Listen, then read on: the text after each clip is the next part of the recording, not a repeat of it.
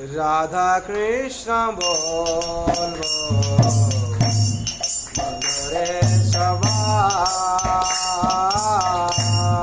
राधा कृष्ण बोल रे सबाई राधा कृष्ण बोल रे सबाई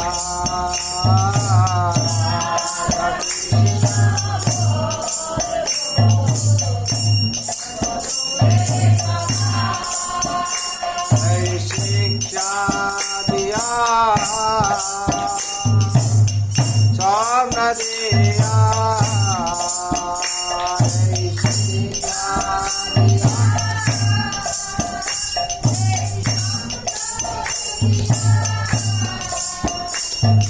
शिक्षा दिया सब न दिया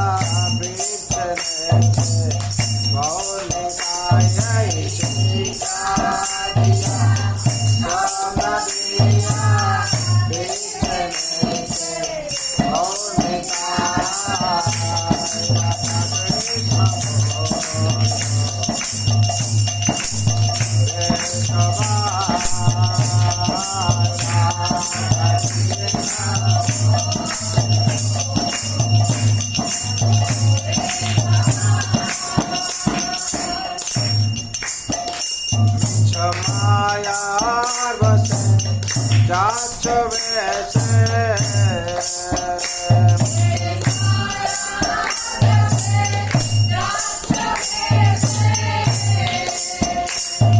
मायार बसे जाच वैसे आचो आपो डुबो भाई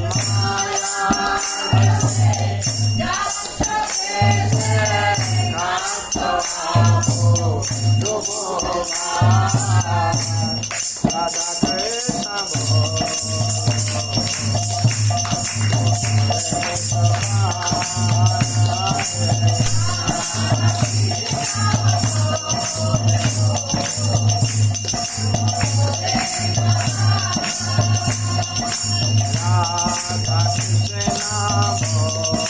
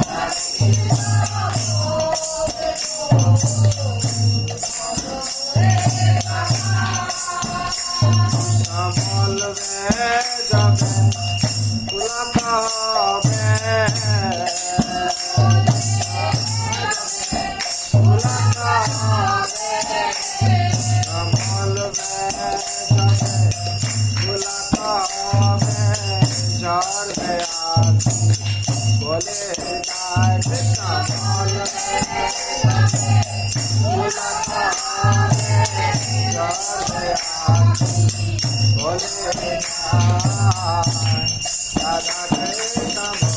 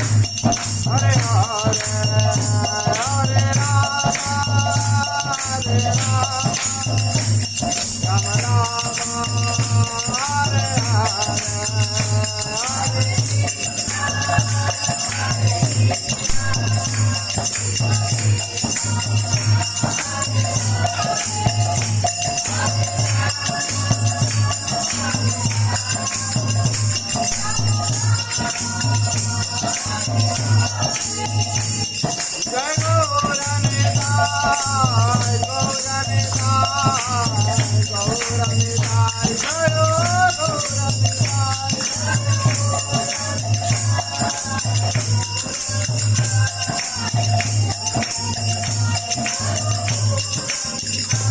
जय राधा गोविंद राधा गोविंद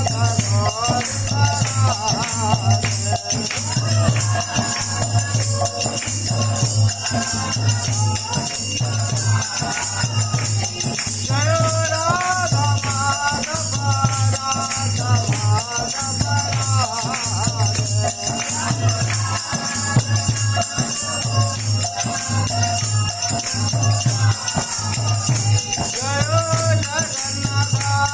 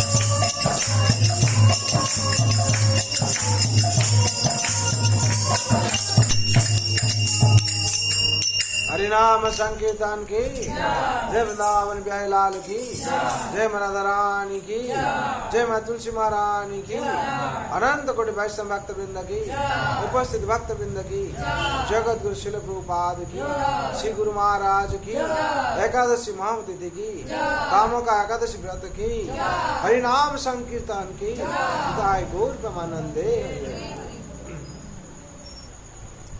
कृष्णाय वासुदेवाय देवकी नंदनाय च नंद गोप कुमाराय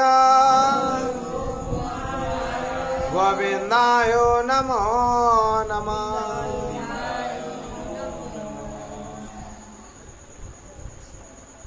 हरे कृष्ण। आज पवित्र सन्ध्या एकादशी सन्ध्या যারা উপস্থিত হয়েছেন ভাগ্যবান ভাগ্যবান। এই সংসারে বহুত ব্রতবিধি আছে, সেই ব্রতবিধির মধ্যে একাদশী ব্রত হচ্ছে সর্বোত্তম সর্বশ্রেষ্ঠ। কেন না একাদশী তিথি বলা হয় মাধব তিথি, ভক্তি জননী। মাধব তিথি বলা হয় ভগবান শ্রীকৃষ্ণের প্রিয় ব্রত একাদশী। সেই একাদশী তিথি সংসারে পালন করার বিধি কি না বাধ্যতামূলক বিধি আছে, কোনো শাস্ত্রের ছাড় নেই। অন্য যে কোনো ব্রতবিধি আছে তার অপশন দেওয়া আছে, আপনার ইচ্ছা করতে পারেন না না করতে পারেন।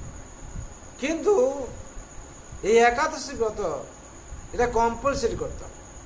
যদি কম্পালসারি না করেন, যেরকম আমাদের মাঝে ম্যাটেরিয়ালে বেরিয়েছি যেরকম ইঞ্জেকশন, করোনা ইঞ্জেকশন কম্পালসারি হয়ে গেল নাকি, যে না নেবে যেখানে প্রবেশ করবে দেখাবে কি সেকেন্ড ডোজ ফার্স্ট ডোজ হয়েছে কিনা। তার ফলে সবাইকে নিতে হলো, যে না নেবে সে কোথায় বেরোতে পারবে না। এই ব্যাপারে সেরকম একাদশী ব্রত সেরকম এটা শাস্ত্রে বিধি আছে। যে মনুষ্য জন্ম নিয়েছ, একাদশী ব্রত পালন করো। বলে না, তার নরক। সবাইকে চেক করবে, একাদশী ব্রত পালন করবে। তার জন্য বিশেষ করে একাদশী ব্রত যে গুরুত্ব আছে, অন্য কোনো ব্রত না করলে তার কোনো এফেক্ট হবে না, কিন্তু একাদশী ব্রত যদি আমরা না করি, একাদশী তিথিতে পঞ্চশস্যতে পাপ প্রবেশ করে থাকে, এটা কম্পালসারি ব্রত। যদি পালন না করি তাহলে আমাদের মধ্যে পাপ প্রবেশ করবে। যদি পাপ প্রবেশ করে তাহলে কি হবে? লোভে পাপ, পাপে কি হবে? মৃত্যু হবে। মৃত্যু হয়ে কোথায় যেতে হবে? তাহলে নরক যাওয়ার জন্য কি আমরা প্রস্তুত নিয়েছি? নরক যাওয়ার জন্য আমরা কিসের জন্য প্রস্তুত হচ্ছি? বৈকুণ্ঠ যাওয়ার জন্য প্রস্তুত হচ্ছি না। কেন? যদি পালন করি হচ্ছি, যদি পালন না করি তাহলে হচ্ছি না। আর কিন্তু আমরা মুখে বলছি হচ্ছি। হ্যাঁ, পালন যদি করি আমরা, তাহলে কি ভগবানের যা নিয়ম নীতি বিধি আছে আমাদের সেটা যদি পালন করি তাহলে আমরা ভগবত ধামে যেতে পারব। যদি আমরা পালন না করি তাহলে ভগবত ধামে যাওয়ার জন্য গেটে রুখে দেবে, প্রথমে গেটে আটকে দেবে। হ্যাঁ, প্রথমে দেখবে কি? পয়লা দর্শনধারী, পিছে গুণ বিচারী। কি দর্শন দেখবে? বলে তিলক কই, কণ্ঠী কই, ভগবান ভক্ত হইছ, ভগবান ভক্ত হচ্ছ তো, এগুলো সব কোথায় গেল তোমার? তাহলে কাকে তুমি লজ্জা করছো? হ্যাঁ, তোমাকে বাঁচাচ্ছে কে, আর তুমি কাকে লজ্জা করছো? যে শয়তান তোমার ক্ষতি করছে তাকে তুমি লজ্জা করছো। তার লজ্জার ফলে তুমি কণ্ঠী ধারণ করতে পারছো না, তিলক ধারণ করতে পারছো না। অন্তত পক্ষে একাদশীতে অন্তত ধারণ করা উচিত। বিশেষ করে সবসময় তো ধারণ করা উচিত, চেষ্টা করা উচিত। কেন? আমরা লজ্জাতে করছি না, কিন্তু করা যেতে পারে কি না বলো? হ্যাঁ, জল তিলক করা যেতে পারে, তাহলে কেউ দেখবে না। হ্যাঁ, ভগবান তো কেশব মাথায় বসলে, কণ্ঠী ধারণ করা যেতে পারে, কিন্তু আমরা করছি না কেন? কিছু কিছু অসামাজিক লোক আছে, তাদের ভয়ে, তাদের লজ্জা। কি বলবে আমাকে? যদি আমাদের লজ্জা ভয় থাকে তাহলে ভগবত ধাম যাবো কি করে? লজ্জা যদি আছে তাহলে নরকে যেতে হবে নাকি? আর ওই লজ্জা যদি ত্যাগ করতে পারি তাহলে আমরা ভগবত ধামে যেতে পারবো। তখন ভগবান গেটে বলবে, তোমার লজ্জা যায়নি, তুমি এখানে এসে কি করবে? এখানে নাচতে হবে, গাইতে হবে, প্রসাদ খেতে হবে। তুমি তখন লজ্জা করবে, আমি অমুক জিনিস খাই, এখানে প্রসাদ কি করবে? এখানে যেতে পারবে। তাহলে যাও, তুমি রেকটিফাই করে আসো। কি বলবে? আবার যাও। তাহলে পুনরপি জননম পুনরপি মরণম পুনরপি জননী জঠাদেশ হয় না, আবার যেতে হবে সেই জন্ম মৃত্যু জনাবেল চক্র পেছনে। তার জন্য বিশেষ করা হচ্ছে একাদশী ব্রতের মহিমা বলা আছে এখানে ব্রহ্মবৈবর্ত পুরাণে। যুধিষ্ঠির মহারাজ ভগবান শ্রীকৃষ্ণ জিজ্ঞেস করছেন, ভগবান এই যে শ্রাবণ মাস আসছে, কৃষ্ণপক্ষে এই যে ব্রত আসছে, সে বিধি কি আর তার মহিমা কি? তখন ভগবান বিস্তারভাবে যুধিষ্ঠির মহারাজকে বলছেন, আর দেবর্ষি নারদ জিজ্ঞেস করছেন ব্রহ্মাকে। ব্রহ্মা তার সমস্ত কিছু বর্ণনা করছেন, বলছেন এই শ্রাবণ মাসে যে একাদশী, কামিকা একাদশী, সেই কামিকা একাদশী ভগবানের সব থেকে শ্রেষ্ঠ একাদশী বলা। তাতে যত আমাদের কামনা বাসনা আছে, ভগবানের সেবায় যদি আমরা নিয়োজিত করতে পারি এবং এই পাপ প্রবৃত্তি থেকে আমরা মুক্তি পাওয়ার জন্য বিশেষ করে যদি কেউ একাদশী পালন করে, সমস্ত পাপ প্রবৃত্তি থেকে সে মুক্তি পাবে। আর কি হবে না, এই ফল পাবে যত অশ্বমেধ যজ্ঞ, গোদানের, আর হচ্ছে যজ্ঞ করার যে ফল, অশ্বমেধ যজ্ঞ আর এই দান করার যে ফল, এই একাদশীতে পাওয়া যাবে। আর এই একাদশী ফলে কি হবে না, একাদশী যে করবে, একাদশী তিথিতে তুলসী মহারানীর সেবা করবে, তুলসী মাকে জল অর্পণ করা, তুলসী মহারানীর দর্শন করা, তুলসী দল দিয়ে ভগবানের সেবা করা, বিষ্ণুর সেবা করা, যে করবে তার সার্বিক মঙ্গল হবে আর সব পাপ থেকে নিবৃত্তি পাবে। তার জন্য বিশেষ বিধি দেওয়া হয়েছে একাদশী তিথিতে আমাদের তুলসী সেবা করার জন্য। বিশেষ করে প্রত্যেক দিন করা উচিত, আর বিশেষ করে একাদশী তিথিতে বেশি করে করা উচিত, সেই বিধি আছে। তার জন্যে আমরা একাদশী তিথিতে সাধু সঙ্গে উপস্থিত হব, সাধু সঙ্গে উপস্থিত হয়ে ভগবত কথা শুনবো, আর হরিনাম জপ করব, কীর্তন নাম সংকীর্তন করব। আর ভগবানের প্রসাদ গ্রহণ করবেন। যারা ফাস্টিং আছে তারা করবেন না, যারা ফাস্টিং নেই তারা ভগবানের প্রসাদ গ্রহণ করবেন, হ্যাঁ, একাদশী প্রসাদ, আর জীবনকে ধন্য করবেন। আমরা এখন দশম অধ্যায় বিভূতি যোগে শ্রীমদ্ ভগবদ গীতা 28 নম্বর শ্লোক আছে, পাঠ করবো, আপনারা শুনুন। 28-29 একসাথে আছে। বিভূতি যোগে 28-29 নম্বর শ্লোক আছে, আমরা পড়ব, আপনারা শুনুন। শ্রীমদ্ ভগবদ গীতার কৃপা, ভগবানের কৃপা, ভগবান বাণী নিঃসৃত, শ্রীমুখ বাণী নিঃসৃত এই শ্রীমদ্ ভগবদ গীতা যারা পাঠ করবেন তাদের সার্বিক মঙ্গল হবে। আর একাদশ তিথিতে বিশেষ করে শাস্ত্র অধ্যয়ন করা, শাস্ত্র শ্রবণ করা বিধি আছে। 28 নম্বর 29 নম্বর। আয়ুধানামহং বজ্র ধেনুনামস্মি কামদো ব্রজন চাস্মি কন্দর্প সর্পনামস্মি বাসুকে অনন্ত চাস্মি নাগানং বরুণ যাদসামহম পিতॄনামর্যমাসস্মি যম সংযমতামহম। এখানে শব্দরূপে বলা আছে আয়ুধানাম, সমস্ত শাস্ত্রের মধ্যে, অহম মানে আমি, বজ্র মানে বজ্র, ধেনু নাম গাভীদের মধ্যে, অস্মি হয় কামধেনু, প্রজন সন্তান উৎপাদনের কারণ, চ মানে এবং, অস্মি হয় কন্দর্প কামদেব, সর্পানাম সর্পদের মধ্যে আমি হই বাসুকি, অনন্ত চ ও অস্মি হয় নাগানাম নাগদের মধ্যে বরুণদের, হ্যাঁ, যাদসাম মানে সমস্ত জলচরের মধ্যে, অহম মানে আমি, পিতৃনাম পিতৃদের মধ্যে, অর্জমা চ ও অস্মি হয়, যম মানে যমরাজ, সংযমতাম মানে দণ্ডদাতাদের মধ্যে, অহম আমি, ভগবান সঙ্গে দণ্ডদান করে। হ্যাঁ, গীতার গানে বলা হচ্ছে অস্ত্রের মধ্যে বজ্র ধেনু কামধেনু উৎপত্তির কন্দর্প হয় কামতনু, সর্পগণের মধ্যে আমি সে বাসুকি, অনন্ত সে নাগগণে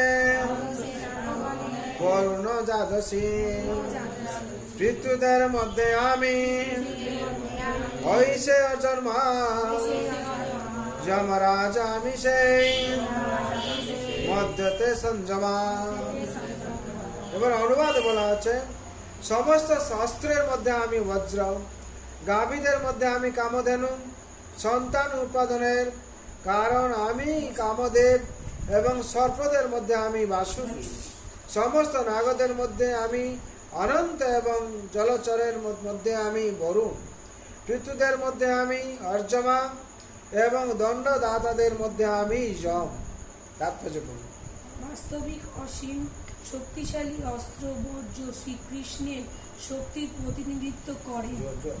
চিন্ময় জগতে কৃষ্ণ লোকে গাভীদের যে কোনো সময়ে দহন করলেই যত পরিমাণ ইচ্ছা তত পরিমাণ দুধ পাওয়া যায়। জড় জগতে অবশ্যই এই ধরনের গাভী দেখা যায় না। শ্রীকৃষ্ণের এই প্রকার বহু গাভী রয়েছে এবং এই সমস্ত গাভীদের বলা হয় সুরভি। বর্ণিত আছে যে গোচারণে ভগবান নিজেকে নিয়োজিত রাখেন। কন্দর্প হচ্ছেন কামদেব, যার প্রভাবে সুসন্তান উৎপন্ন হয়। তাই কন্দর্প হচ্ছেন শ্রীকৃষ্ণের প্রতিনিধি। ইন্দ্রিয় তৃপ্তির জন্য যে কাম তা কখনোই শ্রীকৃষ্ণের প্রতিনিধিত্ব করে না, কিন্তু সুসন্তান উৎপাদনের জন্য যে কাম তা হচ্ছেন কন্দর্প, এবং তিনি শ্রীকৃষ্ণের প্রতিনিধিত্ব করেন। প্রভু বহু ফণাধারী নাগদের মধ্যে অনন্ত হচ্ছেন শ্রেষ্ঠ এবং জলচরদের মধ্যে বরুণ হচ্ছেন শ্রেষ্ঠ। তারা উভয়ই শ্রীকৃষ্ণের প্রতীক। পিতৃ বা পূর্বপুরুষদেরও একটি গ্রহলোক আছে এবং সেই গ্রহের অধিষ্ঠাতা দেবতা হচ্ছেন অজ্জলমা, যিনি শ্রীকৃষ্ণের প্রতিনিধি। পাপীদের যারা দণ্ড দেন তাদের মধ্যে প্রধান হচ্ছেন যমরাজ। এই পৃথিবীর নিকটেই যমালয় অবস্থিত। মৃত্যুর পর পাপীদের সেখানে নিয়ে যাওয়া হয় এবং যমরাজ তাদের নানাভাবে শাস্তি দেন। তাহলে বিশেষ করে এই তাৎপর্য থেকে কি শিখলাম আমরা? না, যা কিছু এই সংসারে আছে মুখ্য সব ভগবান শ্রীকৃষ্ণ। একটা শ্লোকে ভগবান কি তাই বলছেন, গতির্ভর্তা প্রভু সাক্ষী নিবাস শরণং শ্রোত প্রভব প্রলয় স্থানং নিদানং বিজম ব্যয়ম। এখানে আমরা শুনলাম তাৎপর্য, প্রভু ভগবান শ্রীকৃষ্ণ হচ্ছেন সাক্ষী হয়ে যায়, দণ্ড বিধানকারী হয়ে যান, জাজ হয়ে যায়। হ্যাঁ, যে জাজ সে হচ্ছেন ভগবান স্বয়ং, দণ্ড বিধানকারী। এখানে বলে যমরাজ হয় দণ্ড বিধান করেন। হ্যাঁ, বল না, যম আছে পিছে পালাইতে পথ নাই। হ্যাঁ, হরি নাম এক আর সব মিথ্যে, পালাইতে পথ নাই, যম আছে পিছে। কোথায় পালাচ্ছেন? ভগবান ভক্তি করবেন না, লুকিয়ে বেড়াচ্ছেন? কোথায় যাবেন? পিছনে কে আছে? যম আছে। কোনো ছাড়বে না, কোথাও ছাড়বে না, নাকি? সেরকম আছেন ভগবান স্বয়ং সাক্ষী হয়ে যান। কিভাবে সাক্ষী হন? কিভাবে? হৃদয় অন্তর্যামী রূপে আছেন, হৃদয়ে গোরা বসে আছে। কেমনি ফাঁকি দেবে? ফাঁকি দেওয়ার জায়গা আছে? ফাঁকি দিতে পারবে? হৃদয়ে বসে আছেন, সব দেখছেন। আমরা ভাবছি দেখছে না। হ্যাঁ, প্রভু সাক্ষী নিবাস শরণং শ্রোত প্রভব প্রলয় স্থানং নিদানং বিজয়ম। আর প্রভুর জয় সাক্ষী হয়ে যান, আবার দণ্ড বিধান করেন। ভগবান কাছে কিছু লাগে না, সাক্ষী লাগে না, অন্য কাউকে দণ্ড করেন না। যাকে বসিয়েছেন যা জয় সে স্বয়ং ভগবান শ্রীকৃষ্ণ। ব্যাস জন বলা আছে, এখানে আমরা শুনছি কি দেখছি, সব জায়গায় ভগবান আছেন, মুখ্য মুখ্য জায়গায়, নাকি? তার জন্য যে ভগবান শ্রীকৃষ্ণ চরণে শরণ নিয়েছে সে সবসময় রিবেট পাবে। রিবেট পাবে কিনা? ও আমার শরণ নিয়েছে, কিন্তু পরবর্তী আর সেই পাপ করলে হবে না। আজকে ধরা যে আমরা এই করেছি, আমরা একাদশী করতে পারিনি, এই করতে পারিনি, ঠিক আছে। শোনার পর আবার যে সেই তালে থাকি, একাদশী করব না, ভগবান মালা জপ করবো না, ভগবান ডাকবো না, তাহলে পাপ হবে। পাপ করে নাম করে পাপ করা, নাম আচরণ করে পাপ আচরণ করা, সেটা চলবে না। পাপ আচরণ হয়ে গেছে, আমরা যখন জানতে পেরেছি তাকে ত্যাগ করতে হবে, ছাড়তে হবে। আবার কি? সত্যতে আমাদের চলতে হবে, ভগবত পথে চলতে হবে। তার জন্য সবার জন্য আমাদের প্রার্থনা করতে হবে, সবার মঙ্গলের জন্য। সর্বন্ত সুখী নয়, সর্বে শান্ত নিরাময়, সর্বে ভদ্রাণি পশ্যন্তু, মা কশ্চিৎ দুঃখ ভাগ ভবে। হরে কৃষ্ণ কৃষ্ণ কৃষ্ণ হরে হরে, হরে রাম রাम राम हरे हरे। जय नाम महाप्रभु की, जय वृंदावन बिहारी लाल की, जय राधा रानी की, जय तुलसी महारानी की, श्रीमद् भगवती ठाकुर की, कामिका एकादशी व्रत की, जगत गुरु शिल प्रभुपाद की, श्री गुरु महाराज की, हरि नाम संकीर्तन की, उपस्थित भक्त वृंद की, हृदय गौर प्रेमानंदे।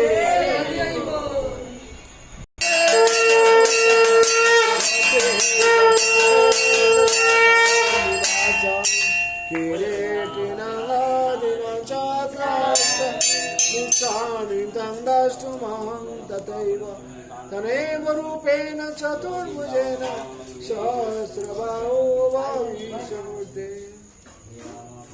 श्री भगवान उवाच मया प्रसन्नेन तवार्जुनेन रूपं परं दर्शितमात्मजो तेजोमयं विश्वमनन्तमगं जन्मे त्वदनेन न दृष्टपूर्वम्।